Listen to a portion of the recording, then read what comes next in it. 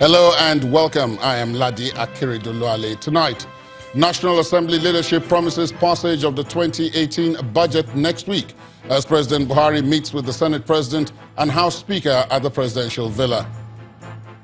Group takes over APC Secretariat in Ekiti State, demands resignation of the state chairman as controversy continues to trail the party's ward congresses across Nigeria. No bill yet for embattled senator representing Kogi West, Dino Melaye, as court adjourns hearing on application to Thursday, May the 10th.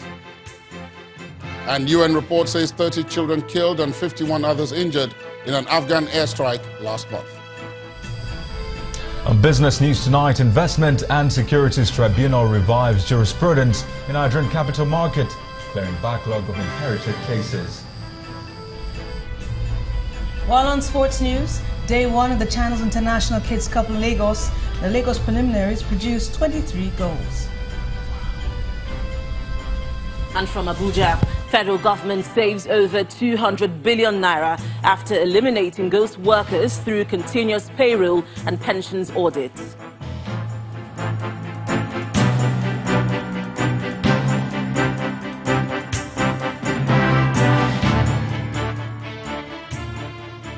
We begin tonight with an assurance from the leadership of the National Assembly that the 2018 budget will be passed in a week's time. The Senate President, Dr. Bukola Saraki, offered this assurance after he and the Speaker of the House of Representatives met with President Muhammadu Buhari at the State House in Abuja.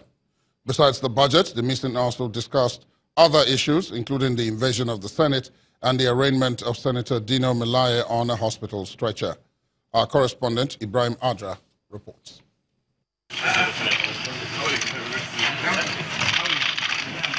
There were several talking points during the meeting. The 2018 appropriation bill submitted to the legislature in November of 2017 is one of them. The inability of the National Assembly to pass the budget has been a source of worry to many Nigerians, but all that may change soon. We hope that hopefully it should be late this week, and if it can be late this week, pass this week, or late this week and pass early next week, but we're hoping it should be late this week. As I said, the presidential system will operate. Definitely, we are find responsibility sometimes to check the executive executive, so there will always be times where we will disagree, but by and large, we will always work for the interest of Nigerians and always keep on moving on. The National Assembly also registers its displeasure about the invasion of its hallowed chamber and the failure of the Inspector General of Police, Ibrahim Idris, to appear before it. Of course, he showed his own, that was an embarrassment to the country, and that and there will be a proper investigation in it, because it's something that's not just about the National Assembly, it's about the country. On the arraignment of Senator Dino Melaye representing Kogi West on a stretcher, the legislators say it is a strange practice. This is a civilian administration, it's a democracy, and it is imperative and very, very important that all institutions of democracy operate within the ambit of the rule of law. There's no way, I've said it before, that the police will behave in a democracy like a clan of tribesmen, like an upgraded barbarian, sort of. So there's need for us to act with civility. We're not saying anybody should be protected or defended. Once you have committed an offense, our law says that you should answer it. President Buhari also briefed the leadership of the National Assembly on his visit to the United States. In all, the lawmakers believe the meeting at the instance of President Muhammadu Buhari is fruitful and an important step towards thawing the frosty relationship between the two arms of government. From the presidential villa, Ibrahim Adra, Channels Television News. One of the issues discussed between the President and the leadership of the National Assembly is the delay in the passage of the 2018 budget. It has been a problem for the National Assembly for months, but the announcement by the Senate President that it will be passed next week should send hopefully good and positive signals. In this next report, our correspondent, Oreoluwa Shonibare, looks at the process the budget goes through from start to finish. When it comes to the budget, there is a process that it passes through. Submission, committee's consideration, budget defense, debate, passage, and assent. A simple procedure, some would imagine, But the size of Nigeria's population and the complexity in providing for the various needs of each person and regions puts that notion to rest, which means a lot of consideration has to go in before it leaves the president's table. With the budget pattern controversy that shook the National Assembly last year still fresh in the minds of many Nigerians, members of the 8th Assembly would want to be more thorough in their scrutiny of the document, a task that will also take some time through various committees.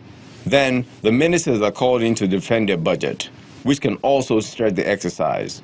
If we're not careful, almost going to lose an entire budget year.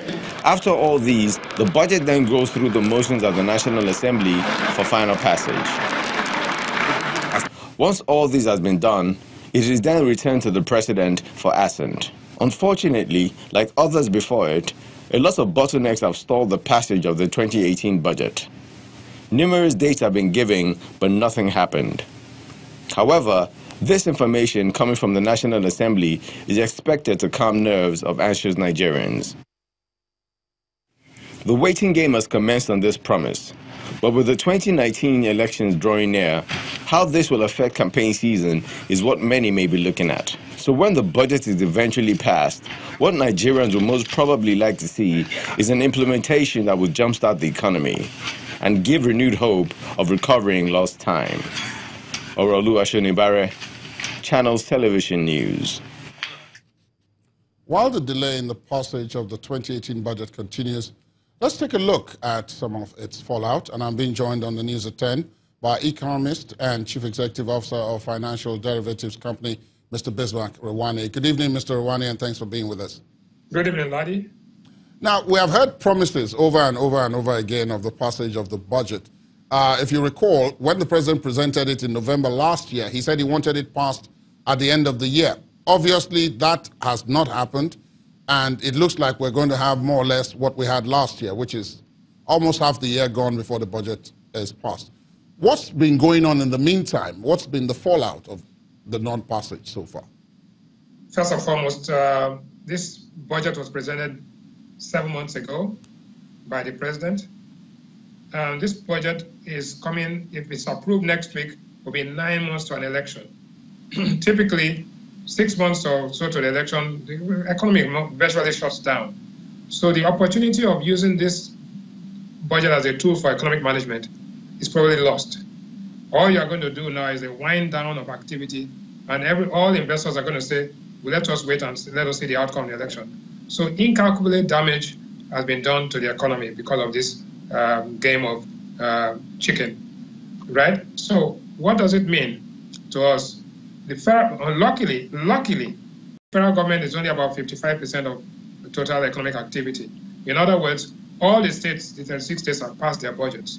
So the 36 states put together is about 42% of total expenditure. That's going on. The federal government is about 55%, and what you're going to see is that there's what we call a government multiplier. This budget of 8.7 trillion naira is not up to 5% of GDP. It's not going to move the needle. So we need it, and we needed it to be passed in time. It was irresponsible to have delayed this budget. There's no way that any type of disagreement could not have been resolved within a month. But the fact that it has not been resolved has cost us, the opportunity cost is incredible. But here we are, better late than never. But in the meantime, some things have happened. One, the price of oil and the budget was $47. It has gone up by 56%. Today it's above $75 a barrel. The projected production benchmark was 2.2 million barrels. We are at 1.8 million barrels. So net, the production shortfall is 20%, 22%, while the revenue overshoot is 59%. So net, Nigeria is 37% better off in external balances than we had before. We have had some inflows of some Eurobond drawdowns, and so we are in a better place than we were, but the revenue is of no use if it is not expended judiciously. Now, what do? We need to pass this budget immediately and prepare for the fact that there will be a supplementary budget after the minimum wage is also approved. Things that we have to run at double speed to achieve, to even stand still right now. Can we run at that double speed? Do you think we can run at that double speed, knowing what you know about the economy? we can run, but there's an absorptive capacity of the budget. This economy can only absorb so much. And so if you actually congest what you're supposed to spend in 12 months, in 6 months, you're bound to be leakages and suboptimality. That is the danger. So the risk that we run is that there'll be congestion, there'll be leakages, there'll be fraud, there'll be corruption, there'll be crony capitalism. And so what we are going to see is that we will only get the impact of about 60% of the budget because of this irresponsible act of delaying the budget for so long. All right, then. Thank you very much for joining us, Mr. Bismarck Rwani, Chief Executive Officer of Financial Derivatives Company. Thank you so much for being with us. In the meantime, the President will tomorrow undertake a 4-day trip to the United Kingdom. President Muhammadu Buhari had made what was described by the presidency as a technical stopover in London after his meeting with U.S. President Donald Trump in Washington. A statement by his senior special assistant in media and publicity, Malam Garba Shehu, explains that in the course of the technical stopover for aircraft maintenance in London, the president had a meeting with his doctor, who requested the president to return for a meeting, which he agreed to do. He adds that President Buhari will return to Abuja on Saturday, May the 12th, after which he will pay a 2-day state visit to Jigawa on Monday, May the 14th, and Tuesday, the 15th. The visit was postponed because of the All Progressives Congress, APC's ward congresses nationwide. Also, the president has approved new measures to scale up the security response to the banditry affecting Birnin Gwari local government area of Kaduna State. The measures include the establishment of a new army battalion and a new police area command in the area. These measures were confirmed in a statement from the presidency signed by the presidential spokesperson, Mr. Garba Shehu. The statement also conveys President Buhari's condemnation of the latest massacre of innocent Nigerians in the area. The president is quoted as saying, "I am deeply outraged by this unwarranted, unprovoked, and reckless destruction of lives by bandits who belong to the lowest level of civilization. I feel the pains and devastation of the families of the victims, and this administration will do everything possible to ensure we defeat these enemies of humanity," unquote. The new Army Battalion and Police Area Commands are the latest in a series of measures to ensure more effective protection of lives and property in and around Benue, Kaduna, Taraba, Zamfara, and Nasarawa states. According to Mr. Shehu, security remains a priority for President Buhari's government, and says it will not tolerate the persistent killings of innocent people in order to set Nigerians against one another. And staying with security, army authorities say troops of 22 Brigade deployed on Operation Lafayette Dole have rescued over 1,000 hostages from the captivity of Boko Haram terrorists.